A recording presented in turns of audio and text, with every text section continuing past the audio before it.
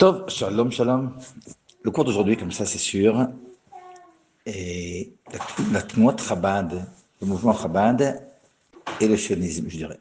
Alors d'abord, on va voir Bichlal, la Chassidut Eret Israël. On va parler de la Médina et où se place exactement Chabad par rapport à ça. Et en réalité, il faut comprendre que c'est complexe.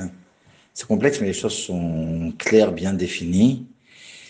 Mais c'est toujours comme ça chez Chabad. Si on prend comme ça toutes sortes d'autres mouvements, prenons par exemple l'iPhone. Ben, on a dans le judaïsme ceux qui vont être complètement contre. On va avoir ceux qui voient Bichal pas où est le problème. Et si on essaie de savoir c'est quoi la vie de Chabad par rapport à ça, alors c'est vrai que quand le rabbi s'exprimait comme ça de façon glouilla, alors il n'y avait pas encore ces choses-là, mais malgré tout, des écrits du Ravi, on peut savoir quel était son avis. Et la vie de Chabad par rapport à ça, c'est complexe, c'est pas quelque chose au milieu. C'est souvent un mélange de deux choses qui sont extrêmes. Alors c'est sûr que même chez Chabad, on reconnaît qu'il y a énormément de problèmes ici, et donc il y a toutes sortes de choses auxquelles il faut faire attention. À côté de ça, qu'on a extrêmement besoin de cet instrument. Et donc, il faut savoir comment vivre avec, et c'est souvent comme ça chez Chabad, et on va voir que pour le sionisme aussi, c'est quelque chose de très complexe et pas du tout classique. Non, je commençais, avant de parler du sionisme, je commençais à parler de le mouvement de la Chassidut, et puis Eretz Israël, et puis j'ai pris comme ça toutes sortes de livres de Chassidut, pas uniquement Chabad, même des choses qui précèdent Chabad, comme le Maggid de Mezritch, Rabbi Pinchas de Koritz, etc., des choses qui sont dites sur Eretz Israël qui sont tout à fait extraordinaires. Alors, Rabbi Pinchas Mikoritz, ouais, vous connaissez sûrement, c'est un des élèves du Baal Shem Tov. Il avait des idées un peu différentes de celles du Maggid de Mezritch. Lui, il était assez contre la grande diffusion de Chassidut que faisait le Maggid, dont il y a plusieurs histoires là-dessus. Moi, il a écrit un livre qui s'appelle Nofet Tzufim. Et dans ce livre, je vous dis comme ça trois expressions que j'ai retenues. Alors, il dit par exemple, Eretz Israël ipnimiut haolam vechol haolam yachitzoniut. Eretz Israël, c'est la profondeur du monde. Et tout le reste du monde, ben, c'est le côté extérieur. Ou bien, Eretz Israël be'emtsa olam, ou misham ashgar kadosh baruch hu al kol olam. Eretz Israël, il est au milieu du monde, et c'est de là que Kadosh baruch hu, il surveille tout le monde, et il dirige tout le monde. Ou bien, Mishaeno mishitokak lalot Eretz Israël, c'est aussi man shel Shora, quelqu'un qui sent pas une envie ardente d'habiter en Eretz Israël, ça veut dire que c'est un angoissé de nature, quoi. Donc ça, c'est comme ça des dires comme ça de Rabbi Pinchas de Koritz. Si je prends un autre rêve du Baal Shem Tov, le Maggid de Mezritch, donc qui était le rave du Admor Zeken, alors il a un livre comme ça, Hors Torah, et il dit comme ça, Kol haolam yonkim chayutam mitzion, sheikaro shel haolam, v'yachayut shel kol haolam. Sheikara shel haolam, v'yachayut shel kol haolam. Tout le monde, il se nourrit de Tzion. Tzion ici, c'est Yerushalayim, qui est le principal du monde, et toute la vitalité du monde finalement vient de Tzion. Alors, il faut savoir, c'est basé sur, vous savez, lorsque Shlomo Ameler qui a construit le Beth Mikdash, dans le livre de Menachim, il aura toute une description comme ça des tfilotes qu'il fait à Kadosh Baruch Hu. Et une fois qu'il a construit le Beth Mikdash, alors il dit, à Kadosh Baruch Hu, c'est par cet endroit que toutes les tfilotes de toutes les personnes du monde monteront, même ceux qui sont en Chutz, même les Goyim, leurs tfilotes, ils arrivent en Eretz Israël, d'Eretz Israël, ils arrivent à Yerushalayim, d'Yerushalayim au Beth Mikdash au Kodesh Kodashim, et de là ça monte en haut. Et même le flux qui vient, toute la bracha qui vient d'en haut, ben, ça passe par le Kodesh Kodashim, Beth Mikdash, Yerushalayim, et puis ça se répand comme ça sur le monde. Donc c'est ce qu'on trouve comme ça dans la tefila, en tout cas de Shlomo Ameler. Ouais.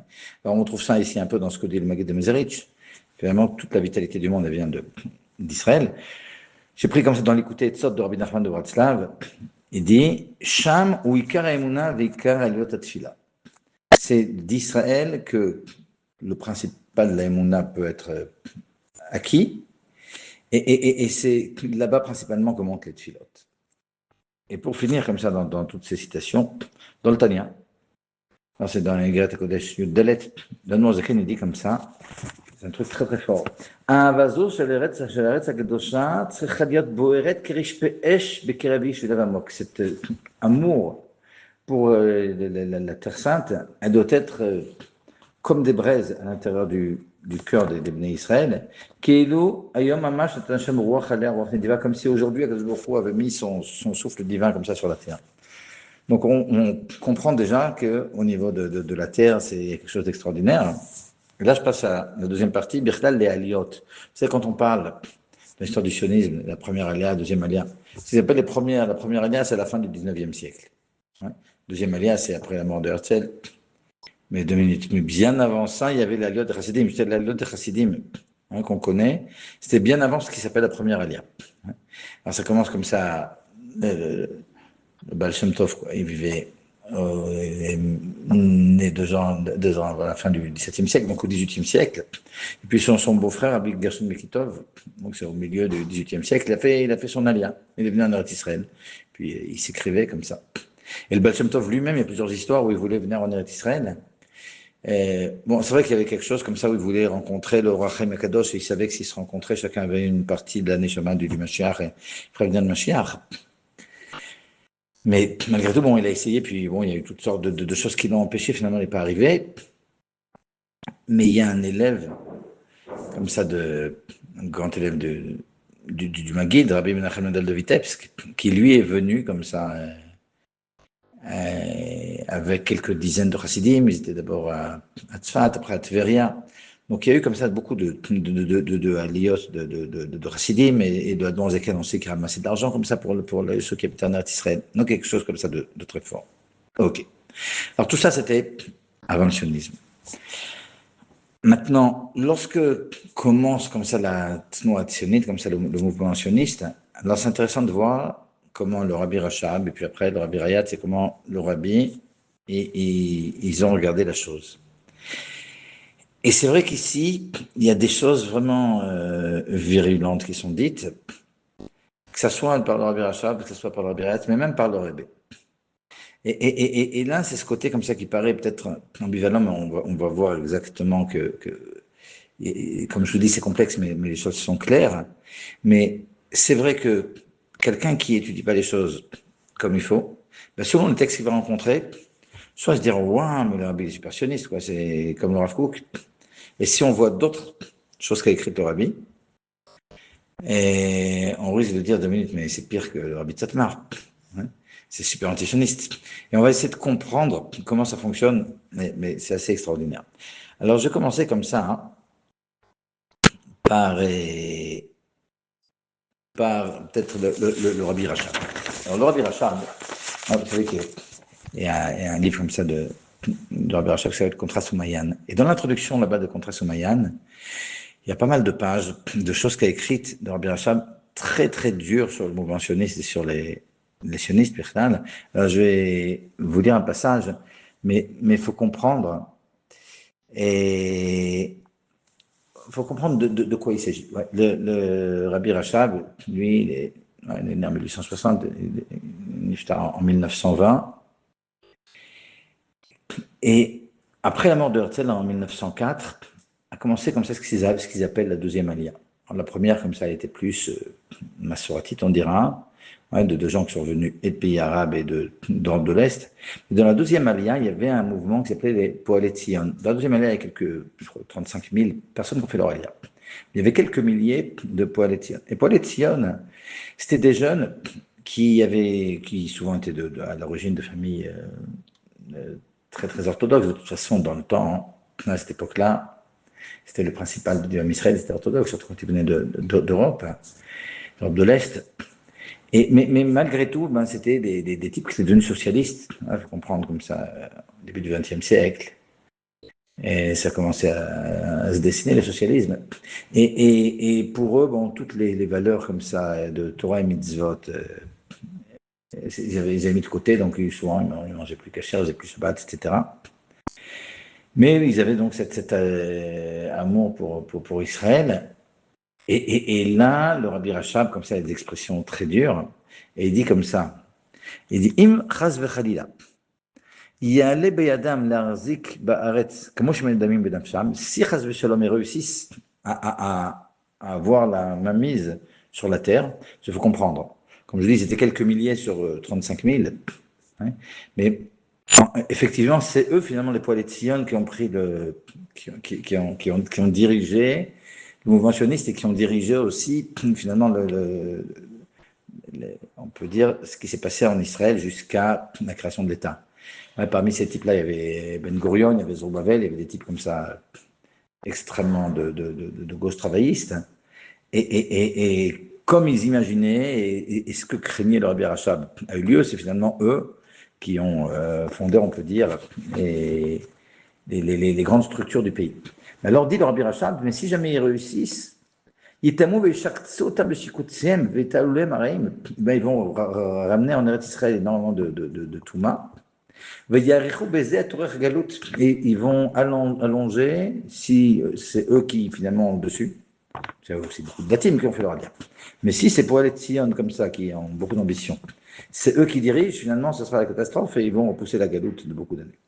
Alors bon, aujourd'hui, on voit ça comme ça, avec beaucoup de recul, puis c'est vrai que c'est bien toujours de voir le bon côté des choses, et donc on se dit, bon, c'est super, Israël, il y a énormément de chivotes, il y a énormément de choses qui sont bonnes, on va en parler.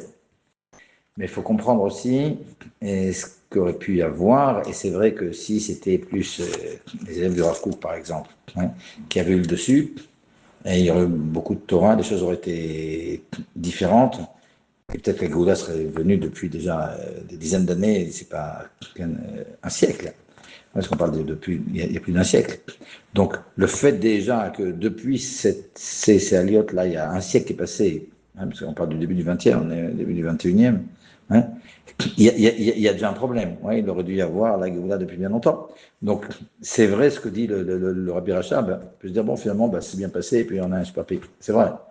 Mais s'il y avait eu la Géoula, ça aurait été peut-être mieux. Et il faut comprendre, il y a eu jusqu'à maintenant plus de 25 000 personnes qui sont mortes dans les guerres d'Israël. Donc, c'est 25 000 drames qu'on a peut-être pu économiser. Toujours est-il,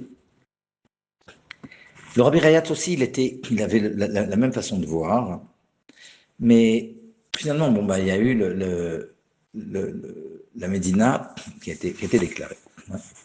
Et là, alors, ce qui est extraordinaire, c'est de voir déjà chez le Rabbi Rayatz, une fois qu'il y a eu cette Médina, et puis en plus dirigée par un mouvement travailliste, gauchiste, et pas du tout daté, c'est extrêmement beau de voir ce que dit le Rabbi Rayatz. Et là, je vais vous lire un extrait qui est d'une Idvadut du Rabbi Rayatz de Rosh Hashanah Tafshinchet. Et regardez, c'est vraiment, vraiment extraordinaire ce qu'il dit. Il dit comme ça. Be'eretz HaKodesh tivene v'tichonen, yesh tzeirim amosrim nafsham avur Yehudim. En Eretz HaKodesh, il y a des jeunes qui donnent toute leur vie pour des juifs. Ils font un super travail.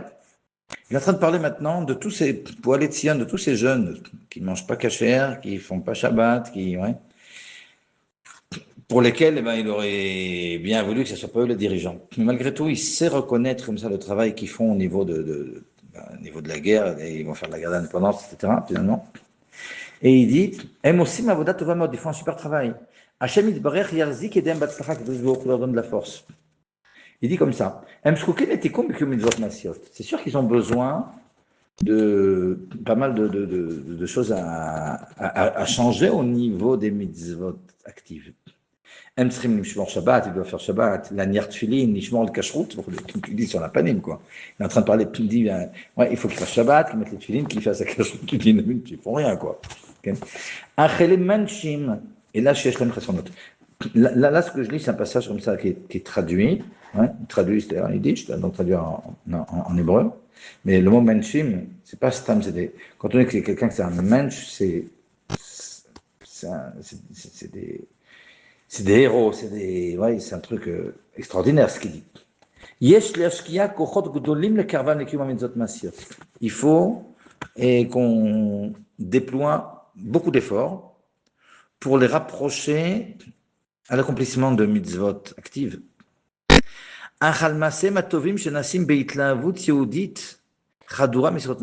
Mais pour leurs bonnes actions qui sont pleins d'une flamme juive, qui est pleine de Mesurot Nefesh, il faut que tous les juifs, sans aucune distinction, l'Omar ve'levarer, terazakna yedehem, que Kadosh Baruch Hu leur donne des forces. Et la même année, un Shvi Shel Pesach, le Rabbi dit comme ça, le Rabbi Rayatz, ils font la volonté d'en haut. Malgré le fait que dans toutes sortes d'autres domaines, ils ont des manques. Mais dans ce qu'ils font, en tout cas, ils le font bien. Les choses, les choses qu'ils font, ils les font de façon excellente. Ah, tu dis, ouais, c'est déjà extraordinaire parce que si tu prends le mouvement Satmar, qui a priori avait la même façon de voir le mouvement sioniste, et il avait eu peur que ce soit lui finalement qui donne le ton, etc. Bon, bah eux, ils vont jusqu'au bout, puis ils se disent, non, on va combattre comme ça tout ce mouvement, et puis, alors c'est sûr, on va voir après, lors des premières et pré-rotes, lors des premières, comme on dit, pré-rotes, quand on vote. Le premier vote qu'il y a eu en Eretz Israël, donc c'était en 1900, les premières élections, ça. C'était en 1949. Alors évidemment, tous les Satmar, tous ceux qui étaient antisionistes étaient évidemment contre, et puis jusqu'à aujourd'hui, quoi. Ni ils votent, ni il y en a qui reçoivent donc un butoir Toumi, etc. Mais là, par exemple, le Rabbi Rayatz, il écrit une lettre, comme ça, le 5 qui se lève, 1949, enfin, Tachin tête. Et il dit, il faut absolument que voter, quoi. Quiconque a la possibilité de voter, il doit le faire. Qui laisse pas ce droit qu'il a de côté. Maintenant, il faudra voter. C'est marrant parce que le Rabbi toujours disait pour la miflaga la plus religieuse. Mais ce qui est extraordinaire, c'est que le Rabbi Rayat, déjà, il rajoute mais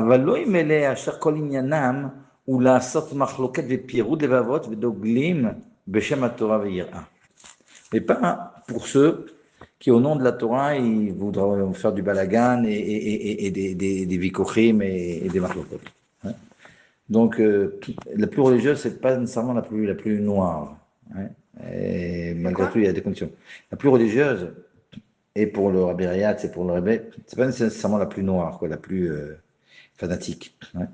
Parce qu'il y a quand même des conditions à remplir aussi, et puis par rapport à la terre et tout, donc alors le Rabbi, sauf une fois où il avait dit de façon très très ponctuelle et pour qui voter, mais sinon le Rabbi, il a jamais dit, mais il a toujours dit quelles devaient être les conditions.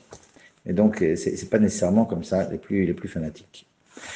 Maintenant, je voudrais un peu voir comment les choses se passent chez le Rabbi et expliquer quelque chose d'important. Regardez. J'ai porté ici un livre qui s'appelle Tzadik Lameler. C'est 3 gros volumes. Et c'est un recueil comme ça de fascicules qui est sorti comme ça pas mal d'années, quelques dizaines d'années. Et là, dans la Chovret Vav, alors pour ceux qui ont ça, donc Tzadik Lameler, Contras Vav, page 174 et les pages d'après. Il y a comme ça, il y a plusieurs Sheharim dans chaque contraste comme ça. Et plusieurs portes comme ça. Alors, il y a une porte par rapport à la Kashrut au Rebbe, par rapport au God Kodesh. Il y a une porte qui s'appelle la Yichidut. Donc, je suis dans ce Tzadik Lameler. Et là, il y a la description d'une Yichidut que le Rav Shnochem Gutnik a eu avec le Rebbe. C'était un petit peu après la guerre des 6 jours. C'était Hey Menachem Av Tafshin Kavzaïn. Ok. Maintenant, c'est pas extraordinaire ce qui se passe ici, ça va nous expliquer énormément de choses. Donc, un peu après la guerre des 6 jours, le Rav Gutnik, il habitait en Australie. C'est quelqu'un qui est né en Russie, après il était en Eretz Israël, après il était Rav en Angleterre. Et avant la Deuxième Guerre mondiale, il est allé en Australie. Et en Australie, il a eu un poste de Rav. C'était le Rav des armées australiennes, quoi. Dans chaque armée comme ça, le Rav de l'armée. Donc quelqu'un d'important. Et puis, donc, il était ici en Yechidut chez le Rebbe juste après la guerre des 6 jours. Et dans la Yechidut, comme ça, il y a un passage important que je vais vous dire parce que c'est le passage qui va nous faire comprendre exactement comment le Rebbe regarde le lien de Yom Ha'atzmaut. Mais avant ça, et il y a quelque chose de tellement matok que je voudrais comme ça vous en parler. Donc, Rav, comme ça, à Goutnik, il arrive, et puis il dit au Rebbe, Rebbe, j'étais en Yeridout chez vous il y a un an, et je veux absolument réparer ce que j'ai fait à cette Yeridout. Alors, bon, le Rebbe dit, quoi? Alors, il dit, regardez, quand j'étais en Yeridout, je vous ai dit, on se retrouve donc à la Tralta des Goula, c'est le début de la Géoula maintenant. On va revenir sur cette expression, parce que le Rabbi est tout à fait contre cette expression. Mais le Rabbi dit tout sur ça. Alors, il dit, ben, j'ai entendu ça du Rabbi de Gour, que c'est à Tralta des Goula, que c'est le début de la Géoula. Alors, le Rabbi lui dit, non, pas du tout. La Géoula, elle est décrite chez le Rambam. Qu'est-ce qu'il dit que le Rambam? Il dit que tout commence par le fait qu'il y a un Melech Mibeit David, un roi de la maison de David, qui est un grand ami Tracham, et qui va se lever, etc. Et c'est quelqu'un qui va forcer tous les bénis Israël à faire la Torah, et il va faire les Milchamot Hashem, les guerres de Dieu, etc. Quoi, il y a une personne comme ça, comment tu peux dire que c'est la Trala de Gila? Il y a une personne comme ça? Alors, le Rav Goutnik, il raconte que donc c'était l'année d'avant, quoi, il est en train de raconter. Alors il dit, il répond pas. Alors il y a une personne comme ça? Il répond pas. Il y a une personne comme ça? Il répond pas, donc le Rabbi il passe à autre chose. Il dit, je ne sais pas pourquoi, mais je ne vous ai pas répondu. Mais oui, maintenant je suis venu pour vous dire, oui, il y a une personne comme ça, c'est vous. C'est le Rabbi de Lubavitch. Alors le Rabbi lui répond, ah, tu te dis, il a raté le coche. Et le Rabbi lui pose 3 fois la question, oui, il fait venir la Géoula. Et le Rabbi lui dit comme ça, quand donc il est venu pour réparer, et dire, oui, il y a quelqu'un comme ça, c'est vous. Alors le Rabbi, il répond comme ça, mais c'est extraordinaire. Parce qu'on est en 1967, vous allez voir déjà entre les lignes ce que le Rabbi lui répond. Il lui dit, le monde, il a des tanotes contre moi. Ouais, c'est-à-dire il m'en veut pour toutes sortes de choses. Mais je vois que vous aussi, vous venez comme ça, ouais, avec vos gnanim. Et ben moi aussi, j'ai des trucs sur vous. Parce que ça suffit pas qu'il y ait quelqu'un qui, en potentiel, il soit comme ça. Ouais. C'est la folie, parce que le Rabbi, maintenant, on est en train de parler de Mashiach. Ouais. Et le Rabbi lui dit, bah, il suffit pas qu'il y ait quelqu'un. Et donc le type lui dit, bah ouais, c'est vous. Et le Rabbi lui dit pas, mais tu dis des bêtises ou quoi que ce soit. Il dit, mais il suffit pas qu'en potentiel, il y ait une personne comme ça. Il faut aussi faire de ça quelque chose. Et ça, c'est pas la personne elle-même qui peut le faire. Ouais. Le Mashiach en question, ben, il doit avoir des shluchim, les shluchim doivent avoir des shluchim, mais finalement, pour qu'on puisse arriver à tout le monde, ben, il y a un travail à faire. Mais si ce travail n'est pas fait, eh ben, on n'y arrive pas à cette atralta d'égout là. C'est vraiment de la folie, parce que finalement, le Rabbi lui dit, bah ouais, t'as raison, Nahon, mais il faut commencer à travailler, quoi, la balle est de votre côté. Mais c'est fou, parce que c'est en 1967, c'est pas en 1991 ou 92, ce passage. Top. On continue. Et là, le Rabbi, comme ça, il dit au Rav Goutnik quelque chose qui est extrêmement important. Et peut-être que je vais introduire. Non, d'abord, je vais vous dire, mais au milieu, je vais vous dire une façon que j'ai d'expliquer ça. Le Rabbi dit comme ça. Il dit, dans notre génération, à 3 reprises, à Akadosh Baruch Hu, il a donné la possibilité qu'il y ait vraiment une Tralta de Géoula. Et toutes les fois, on a loupé le coche. Et c'est les dirigeants qui sont les responsables. Le Rabbi dit, la première occasion, c'était en 1948. Il dit, et là je traduis comme ça pour vraiment être proche des mots, parce que c'est vraiment important. Il dit, en 1948, Akadosh Baruch Hu, il a apporté beaucoup de bracha, des guishmei bracha. Et qu'est-ce qui s'est passé avec les dirigeants? Les dirigeants, ils ont commencé à discuter, est-ce qu'on va rentrer le nom de Dieu? Alors comme ça, ceux qui ont écrit comme ça ce truc-là, ils mettent entre parenthèses, donc les éditeurs, le Rabbi il fait mention ici de ce qu'on appelle Megillat Ha'atzmaut, de la lettre d'indépendance. Et on sait que, ben, avant de l'écrire, la déclaration d'indépendance, ben, ceux qui étaient religieux, ben, ils voulaient qu'il y ait une mention du nom de l'Akadosh Baruch Hu, ceux qui n'étaient pas religieux, et ils ne voulaient pas, et donc finalement, ils ont appelé Tzur Israël Vegoalo, hein, le rocher d'Israël. Alors bon, ceux qui sont religieux, ils comprennent que c'est Akadosh Baruch Hu, ceux qui ne sont pas, ils inventent ce qu'ils veulent. Hein. Comme ça, ils ont trouvé le Rabbi, ils disent c'est tout ce qu'ils ont trouvé, et ils n'ont pas mis le nom de Dieu. S'ils avaient mis le nom de Dieu, ben, la Géoula serait venue, dans le Megillat Ha'atzmaut. Et imaginez le moment et l'occasion qui a été ratée, au point où même la Russie, quand il y a eu le vote comme ça à l'ONU, même la Russie, qui est un des grands ennemis d'Israël, ben elle était pour la création de l'État contre les Anglais. Ouais. Et on a raté ce truc-là. Et là, avant de passer à la deuxième et la troisième fois, je vais vous dire un truc qui me paraît vachement important. À mon avis, c'est la clé de beaucoup de choses ici. Si je vous dis, le 17 Tammuz, ce qui s'est passé, ben, le premier 17 Tammuz, Moshe Rabbeinu, donc il y a eu les Aseret Adibarot sur le mont Sinaï, et après, Kadosh Baruch Hu, il a dit, il se dévoilait, il a dit les 10 commandements. Moshe Rabbeinu, il monte sur le mont, 40 jours pour amener l'étape de la loi. Bon, on s'est trompé dans le compte, ok, on a fait le veau d'or. Moshe Rabbeinu, il descend avec l'étape de la loi, et tac, Kadosh Baruch Hu lui dit, regarde, ils ont fauté, et finalement, il casse l'étape de la loi. Ils cassaient l'étape de la loi, ils sont arrivés comme une étape de la loi à casser. C'est quand même extraordinaire, l'étape de la loi. L'étape de la loi, c'est des étapes qui ont été sculptées et écrites par Kadosh Baruch Hu. C'est extraordinaire. Ok, elles sont cassées, ok, tu mets un peu de colle, puis t'en finis. On pourrait dire, ouais, mais le 17 Tammuz, mais c'est extraordinaire ce qu'il y a eu. Le 17 Tammuz, c'est un jour de fête. Il y a Moshe Rabbeinu qui vient avec des tables, ok, elles sont cassées. Mais c'est quand même un truc, première fois depuis la création, qu'il y a quelque chose qui vient du ciel, comme ça. Ok, bon, il y a eu la manne. Mais c'est quelque chose, un truc extraordinaire, et qui est extrêmement kadosh, etc. Pourquoi on n'a pas fait une fête? On pourrait, a priori. On nous dit toujours qu'il faut voir le demi-verre plein, alors pourquoi pas? Et là, la Torah, et les Rachamim après, etc., ben, c'est eux qui peuvent savoir finalement, quand il se passe quelque chose, pour savoir si c'est une bonne chose ou pas. Dans le Tanakh, très souvent, il y a même des personnes, tu te dis 2 minutes, Shimshon, c'est un tzaddik ou c'est pas? Balak, Bilam, c'est quoi exactement son problème? Si on n'avait pas les Chachamim qui nous apprennent à lire, à voir les choses, très souvent il y a des choses qu'on ne comprend pas.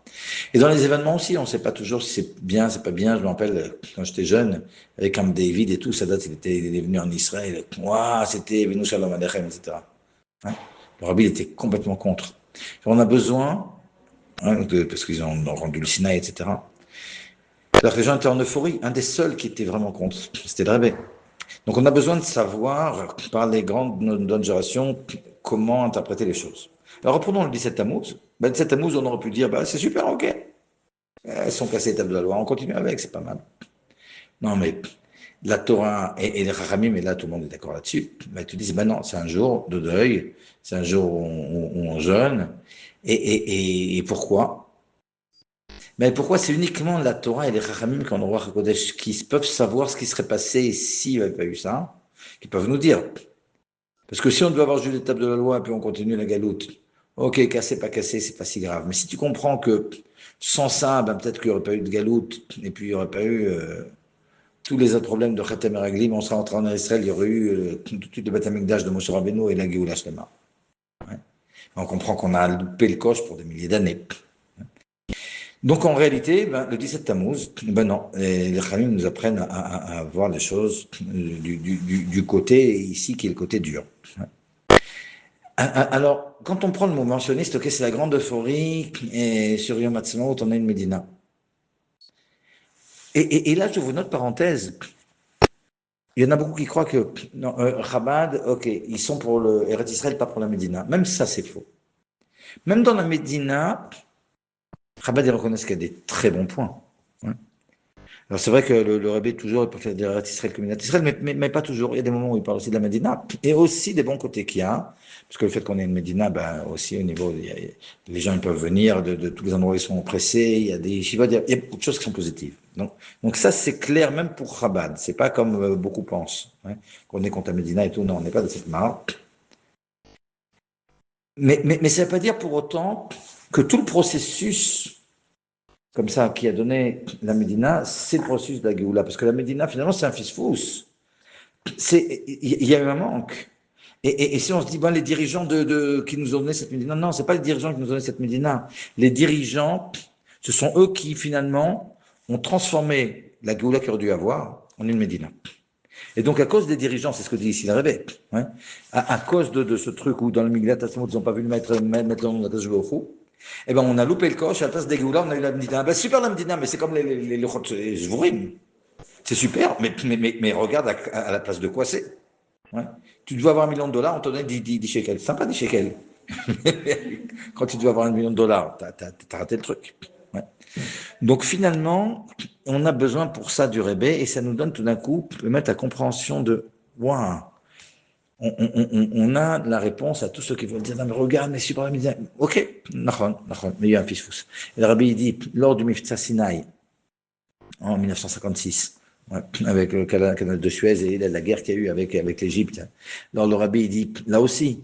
Ouais. Alors on croit que c'est grâce aux MiG qu'on avait, et des Français et des Anglais, tout ce qu'ils nous ont donné tout ce qu'on a pu et avoir comme arme, etc. On croit que c'est ça qui nous a donné la Yeshua. Non, on n'a pas reconnu que ça venait d'Akadosh Baruch Hu, on a repoussé encore.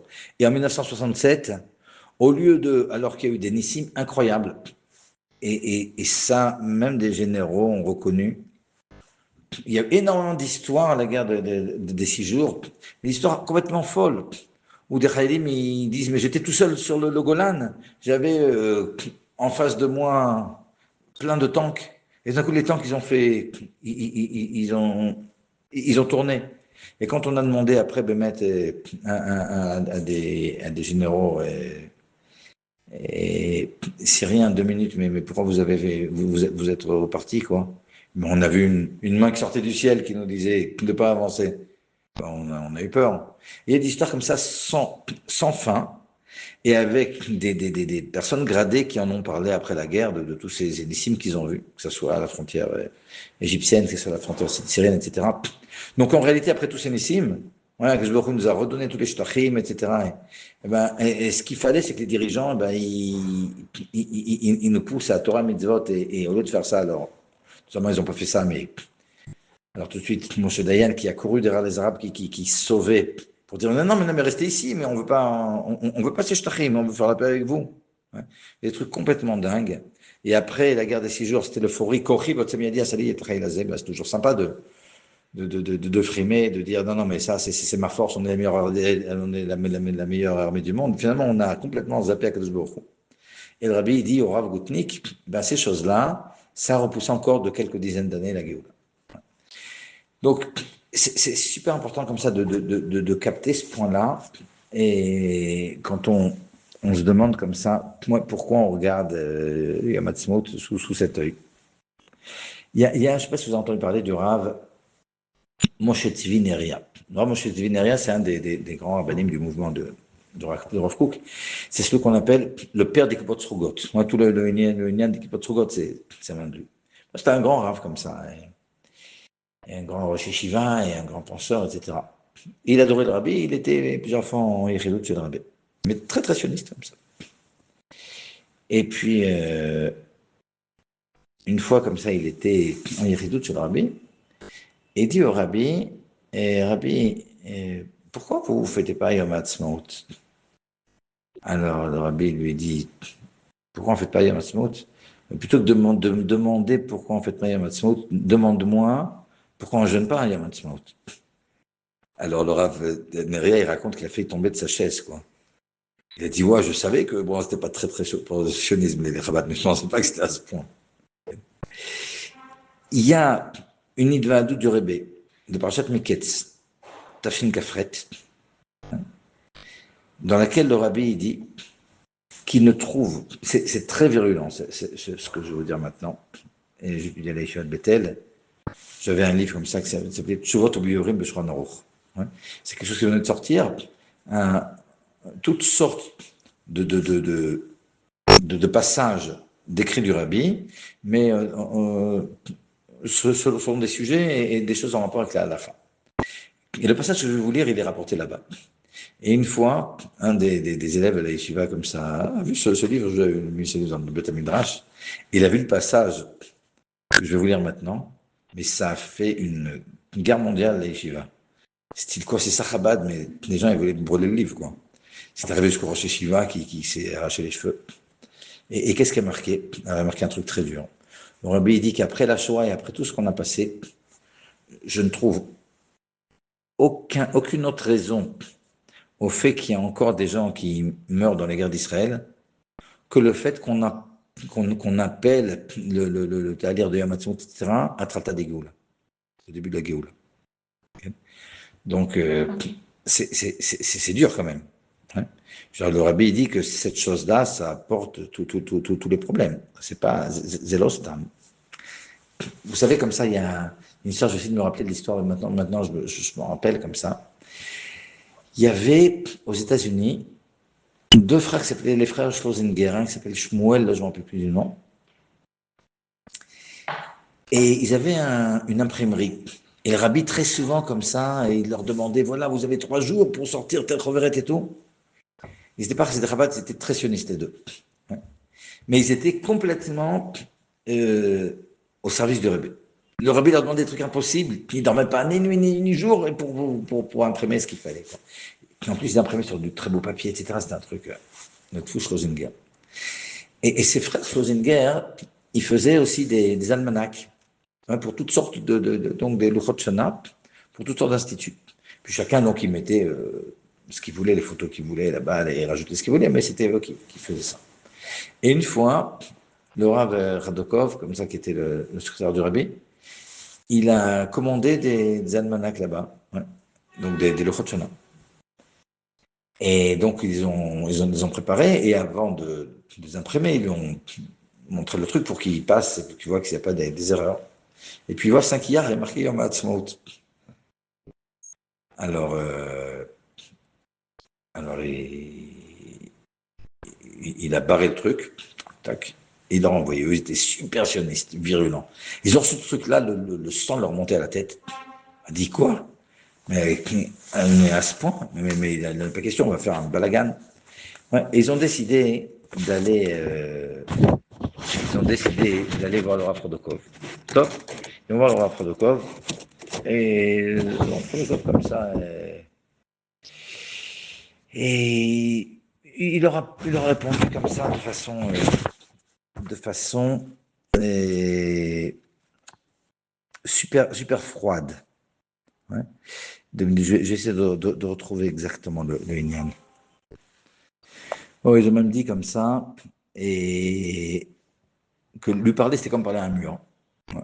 Il dit non, mais il n'y a pas question, non, si vous n'enlevez pas ça, on allume la commande. Alors bon, dans le temps, c'était pas si impossible de rentrer chez le Rebbe. Ils ont dit non, mais on veut rentrer chez le Rebbe. Donc ils rentrent chez le Rebbe. Et ils leur disent, ils disent au Rebbe, mais Rebbe, mais comment vous enlevez ce truc-là, mais c'est le début de la Géoula. Alors le Rebbe, il leur dit comme ça de façon très dure. Atralta de Géoula, chas v'shalom. C'est là, il y a Atralta de Géoula. Quoi, le début de la Géoula, à ce moment-là, pas du tout.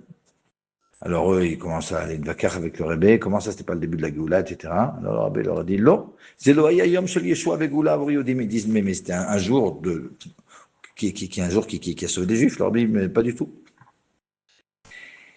Et ils ont commencé comme ça à aller de vacar.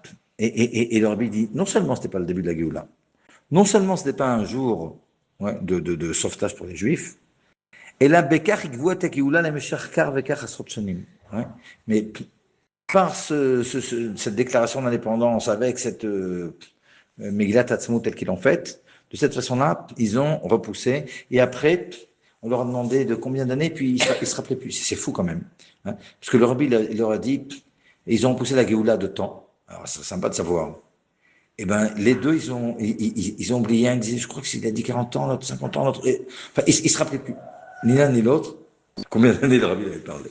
Le Rabbi, il a pas encore. Écoutez. Je vais vous dire encore une autre chose. Il y avait comme ça, dans les années aussi 50, comme ça, le Rav Zevin. Le Rav Zevin, c'est un Rav Yerushalmi. Talmid Chacham Atzum. C'est celui qui a, je ne sais pas si on entendait parler de ce qu'on appelle l'encyclopédie talmudite. L'encyclopédie talmudique, c'est un truc, il y a des dizaines de volumes. Bon, un très très grand Talmid Chacham. Et ce Talmid Chacham, il était très proche de Chabad et très proche du Rav Kook.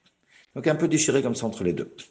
Et donc lui, c'était un peu très proche du Rabbi d'un côté, mais ouais, la Trata des Goulas, c'était son truc. Et une fois, il était en Yichidout chez le Rabbi, et il a dit, mais c'est le début de la Géoula. Et alors le Rabbi, il dit pas du tout, et il dit, mais c'est ce que dit le Rav Kook, et là, le Rabbi, il s'est énervé, il faut comprendre. Le Rav Kook, c'est un Rav qui était Gaon Hatzum, c'est quelqu'un qui étudiait 60 pages de Gemara, Be'iyun, hein, Be'iyun par jour. Pour étudier Be'iyun, un daf de Gemara, je sais pas, ça prend quelques jours. Lui, il en étudiait comme ça 60 par jour, qu'on comprenne. Donc c'était un Gaon Hatzum, le Rav Kook. Et le Rabbi Rayatz, il lui écrit des lettres où, avec 3 lignes de théarim, etc., de kavod et de toutes sortes de choses. D'ailleurs, il a aidé le Rabbi Rayatz de sortir d'Europe comme ça pendant la Shoah, etc. Donc, bon, quelqu'un que même Chabad, comme ça, estime énormément. Ouais. Au niveau du sionisme, alors le Rabbi, comme ça, avec le Rav Zevin, il s'est énervé comme ça au milieu de la Yichidout, il a frappé sur la table, il a dit, le Rav Kook s'est trompé, tu comprends ça? Ouais. Et ça aussi, c'est important à savoir. Mais regardez, ça va au point où une fois, la Shiva de Migdal HaEmek, ils avaient fait comme ça une fête, je ne sais plus pourquoi, un nouveau Beth Midrash ou quoi. La fête en question, elle était Berechov HaAtzmaut, à Migdal HaEmek, dans la rue de Hatzmaut. Et donc, ils ont envoyé l'invitation au Rebbe. Le Rebbe, il dit non, non, mettez pas l'adresse. Enlevez ça, l'invitation, à ce point-là.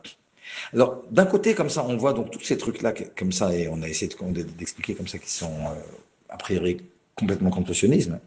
Ben, d'un autre côté, et c'est super important de savoir aussi, au niveau, par exemple, de l'armée, où le Rabbi, il a toujours encouragé ceux qui n'étudient pas d'aller à l'armée. Ouais. Que les choses soient claires. Je veux dire, le Rabbi, il dit, mais ton sang, il est plus rouge que le sang de ceux qui vont à l'armée. Je veux dire, si tu étudies, c'est une chose. Si tu ne dis pas, il n'y a pas de, tu te débines de l'armée. D'abord, ça, c'est vachement important de savoir. Au niveau de rendre des shtachim, chas shalom, mais le Rebbe, et là aussi, le Rebbe, il a quelque chose de bien spécial là-dessus. Et c'est de la folie parce que tu as même des rabbanim sionistes qui seraient prêts à voir peut-être que dans certaines conditions, pour la paix, ce ne serait pas complètement impossible, etc. On sait que le Rav Ovadia, bon, bah, il était prêt à ce qu'on rende le Sinaï et toutes sortes de choses pour la paix. Et ce qui est extraordinaire, c'est que, alors, il y a beaucoup d'endroits où le Rabbi dit, mais pas du tout, mais donner des shtachim, c'est un pikor nefesh, ça nous met en danger. Le Rabbi, comme ça, il cite, il dit que c'est même comme ça dans la halakha, il cite une halakha dans une Chot Shabbat, qui nous dit que si, pendant Shabbat, on est dans une ville frontalière, il y a des goïms qui viennent pour voler même de la paille. Pas pour, ouais. Ben, tu sors en guerre contre eux malgré le fait que c'est Shabbat. Ouais. Si on te vole, tu ne vas pas transgresser Shabbat. Mais ici, comme c'est dans une ville frontalière, tu dis non, non, mais le fait qu'ils pénètrent dans cette ville frontalière, ça peut nous mettre en danger, parce que finalement, ils peuvent décider, ouais, de nous envahir. Donc, le Rabbi te dit, il y a une halakha qui te montre bien que tu ne peux pas donner des shtachim, qu'une ville frontalière, c'est quelque chose qui est extrêmement important. Et lorsque plusieurs fois des gens ont demandé au Rabbi, mais pourquoi vous parlez de ça et pas, vous ne parlez pas de la Gedusha d'Israël?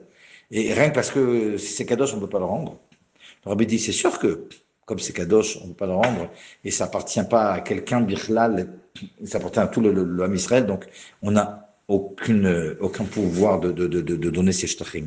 Mais le Rabbi dit, lorsque je veux mettre en avant le côté Pikuach Nefesh, le fait que ça nous mette en danger, ben ça ferme le caquet, déjà à l'avance, à tous ceux qui vont dire, non, non, mais pour la paix, on a le droit, parce que c'est une question de Pikuach Nefesh. Je ne dis pas du tout. Ouais. C'est pas que tu peux avoir la paix en faisant cette chose-là. Au contraire, cette chose-là, elle est contre la paix. Cette chose-là, c'est ce qui te met en danger. C'est pour ne pas que puisse venir des rabbinim, mais de faire un psak din qui te dit non, mais 2 minutes.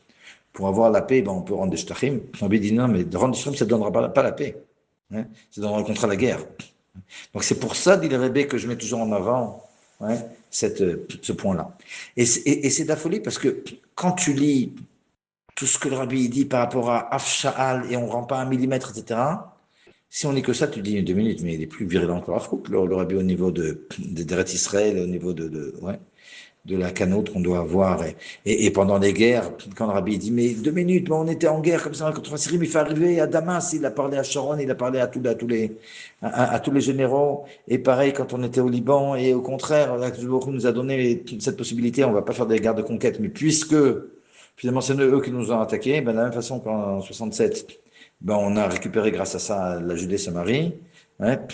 Et ben, de la même façon, ben, on aurait dû arriver jusqu'à Damas, on aurait dû arriver à un truc qui est complètement dingue, où je vous dis, même des rabbins missionnistes ne diraient pas ça. Ouais. Donc c'est ça qui paraît ambivalent, mais chez le rabbi, c'est pas ambivalent. On a expliqué le problème qu'il y avait avec le sionisme, parce qu'on a raté énormément de choses. Mais malgré tout, le derrière de Chabad, c'est, comme on a vu même dans la lettre, pas dans la lettre, mais dans le passage comme ça du Rabbi Rayatz avec ce qu'il dit des jeunes, etc. C'est OK, les choses maintenant elles sont comme ça, ben on avance avec ce qu'il y a et on construit avec ce qu'il y a. Et donc c'est ça qui peut paraître, des fois comme ça, trompeur, parce qu'au niveau pragmatique, au niveau des faits, et Chabad, ils ont l'air extrêmement sionistes, alors qu'au niveau de la théorie, ce qu'il y a derrière, vraiment pas. Et quand ça va s'exprimer, ben justement, quand il y a un jour comme ça, comme Yatzmaut, quand les gens me disent, qu'est-ce que tu fais à Yatzmaut? Tu fais le Tranan, tu fais le Hallel. Moi, je leur réponds, ben, je fais ce que tu fais, toi, à Yutet Kislev. Et là, ça leur rend mon truc, parce que les gens, toujours, te mettre des problèmes de conscience. Des mythes, mais à eux, à Yutet Kislev, quoi, ils font pas de Tranan. Et là, c'est même une réponse qui est profonde, parce que Yutet Kislev, alors que c'était bien avant, on voit, oui, ça comme une espèce de un certain départ de Géoula, ouais, c'est un premier pas comme ça déjà vers la Géoula. Et ce qui est intéressant, c'est, ça aussi, c'est un point qui est important. Souvent, les gens te disent, mais je comprends pas, mais vous dites que c'est pas la Trata des Géoula, vous parlez de Mashiach tout le temps. Hein? C'est vrai, on dit qu'on est déjà dans la Géoula. Oh.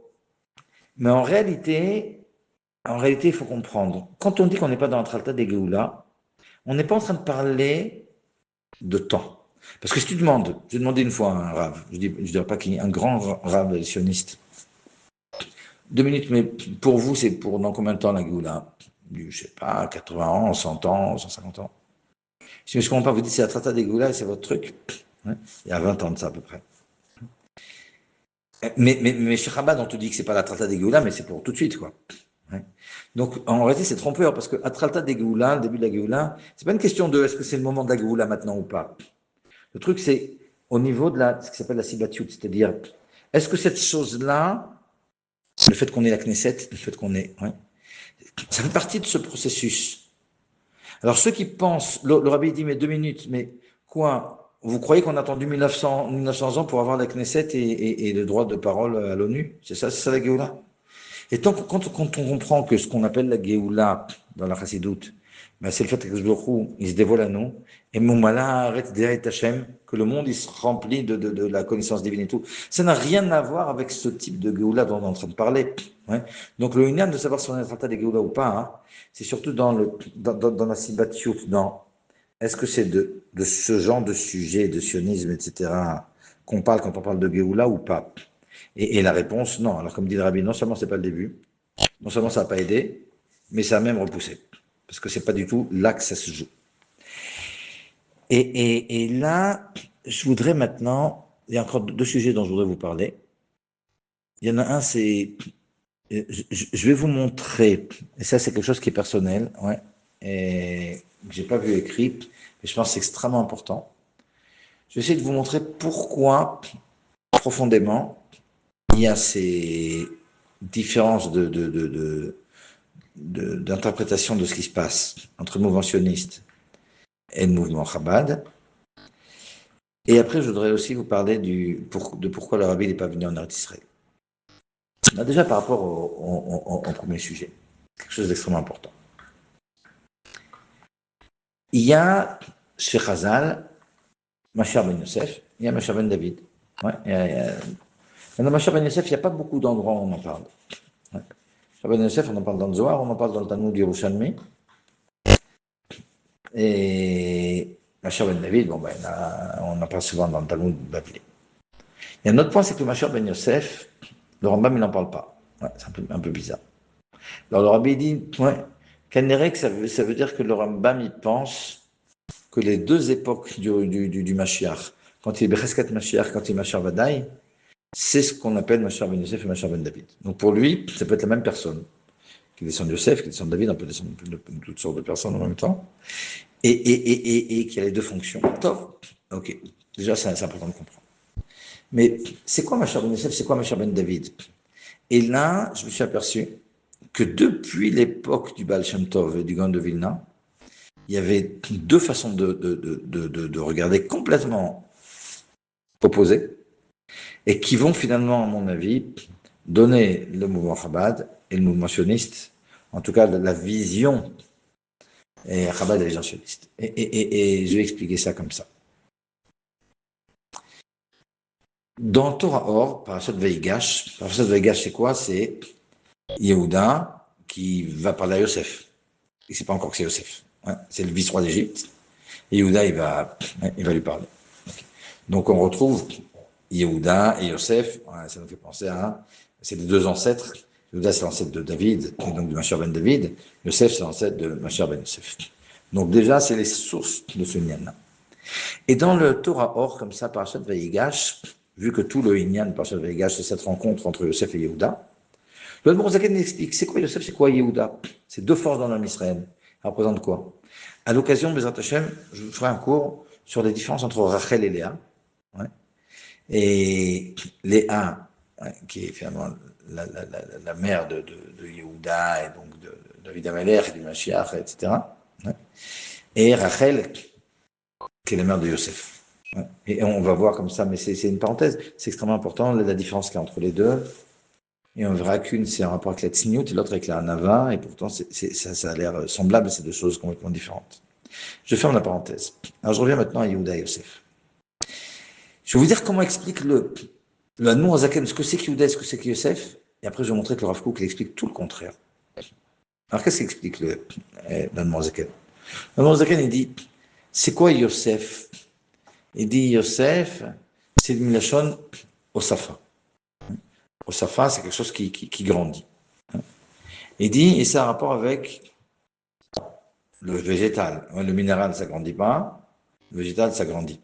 C'est pour ça, il nous dit que le Mishkan, le tabernacle, ben, il est fait avec des poutres en bois, parce que le bois, c'est quelque chose, c'est du sommaire, c'est quelque chose qui grandit. Et le tabernacle, la plupart du temps, il était à Shiloh. Et Shiloh, ben, c'est en territoire d'Éphraïm, donc ça a un rapport avec Yosef. Donc Yosef, ça a un rapport avec le fait de grandir, ça a un rapport avec le végétal. Et si je vous dis Torah et mitzvot, ben nous dit l'Admor Zaken, ça a rapport avec la Torah. La Torah, ça fait grandir la personne. Ouais. Elle accumule beaucoup d'informations, beaucoup de choses, elle grandit, etc.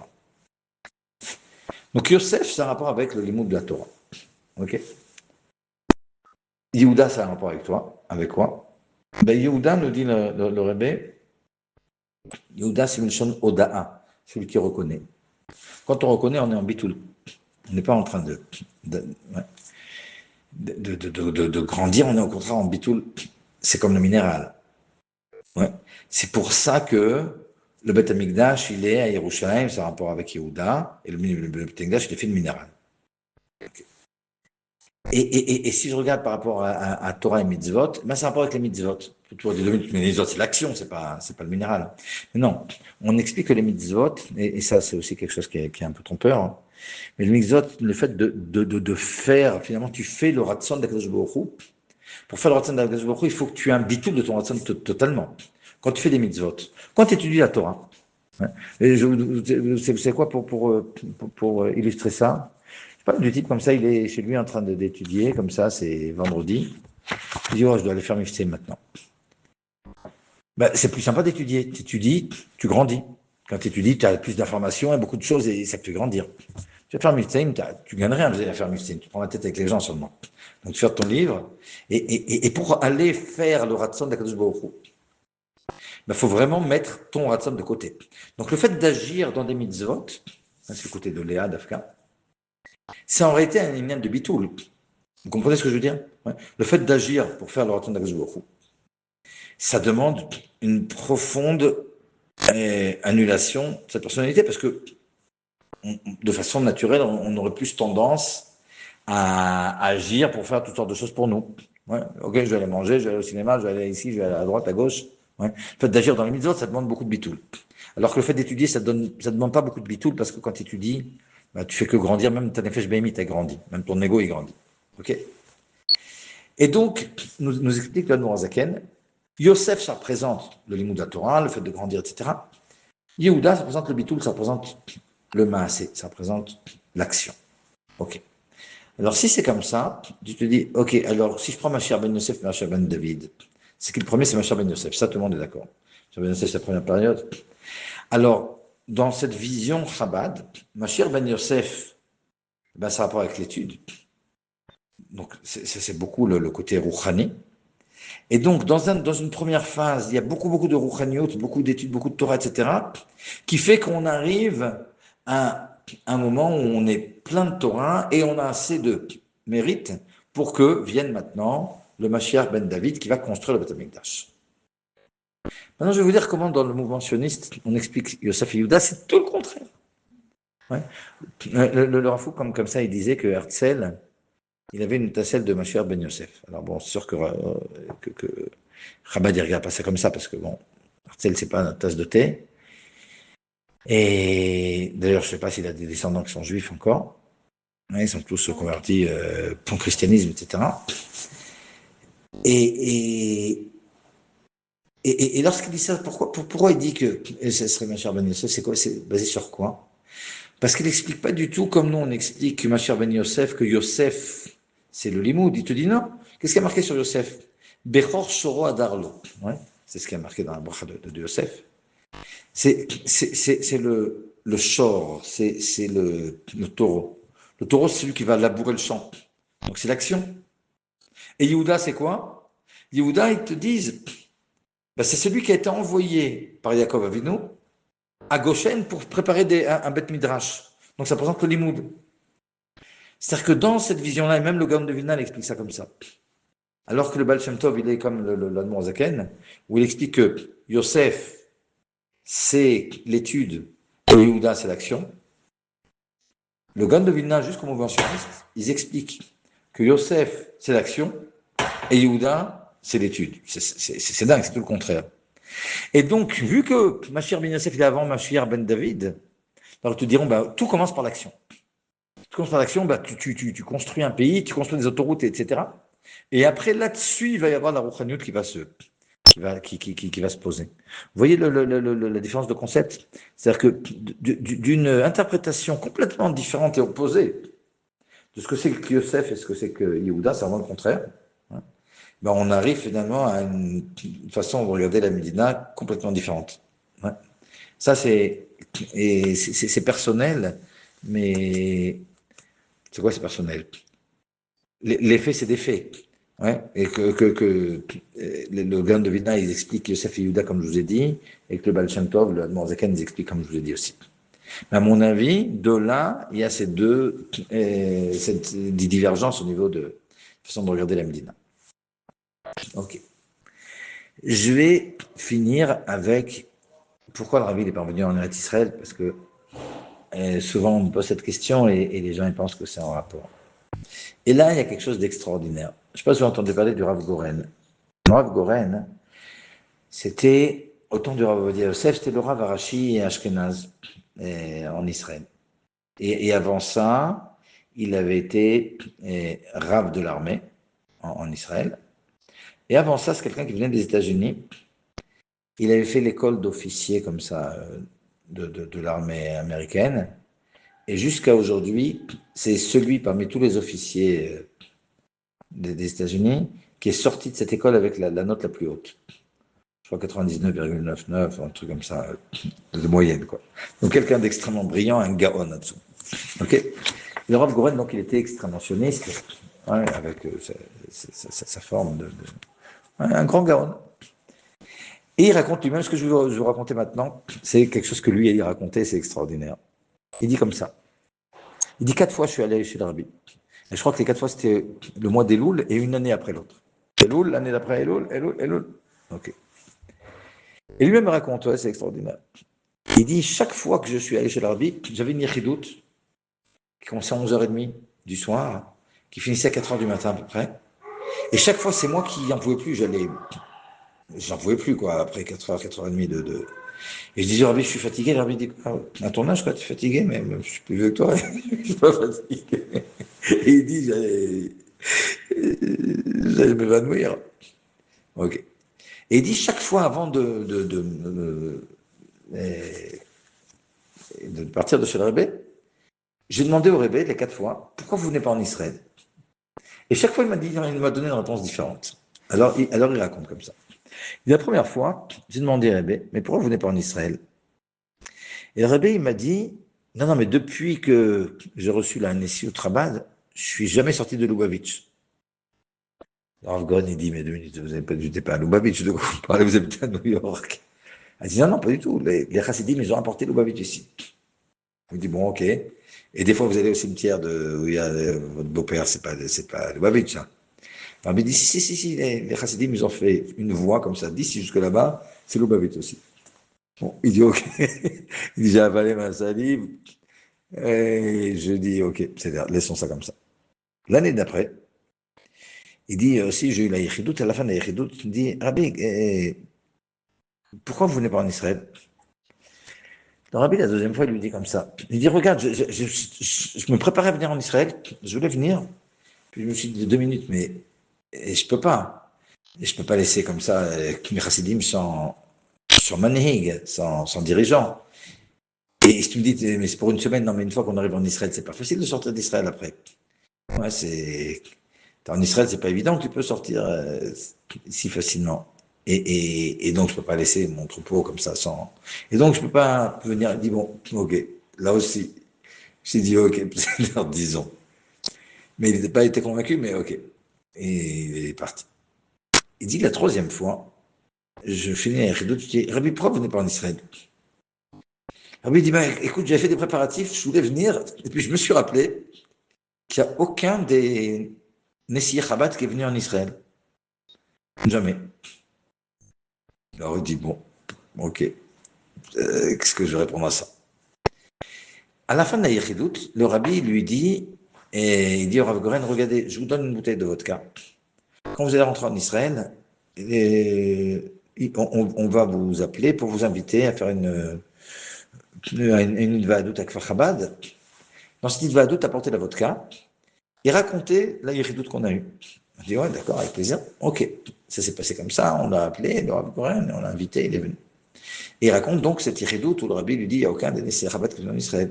Il y avait là-bas un chassid, il dit 2 minutes, mais c'est pas vrai. Le Rabbi Riyad, c'est venu en Israël. Alors là, il s'est mis en colère, il dit quoi? Il m'a arnaqué comme ça. Il dit, mais ça va pas se passer comme ça. Pendant 1 an, il est resté avec ce truc-là il va dire au Rabbi il a vérifié et que c'était effectivement comme ça.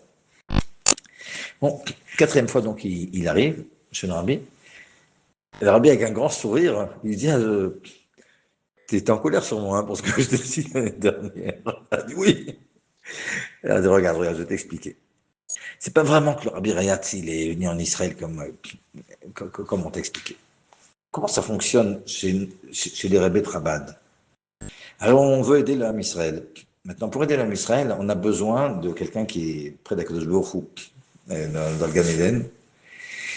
Et on a les Admorim qui sont avant nous.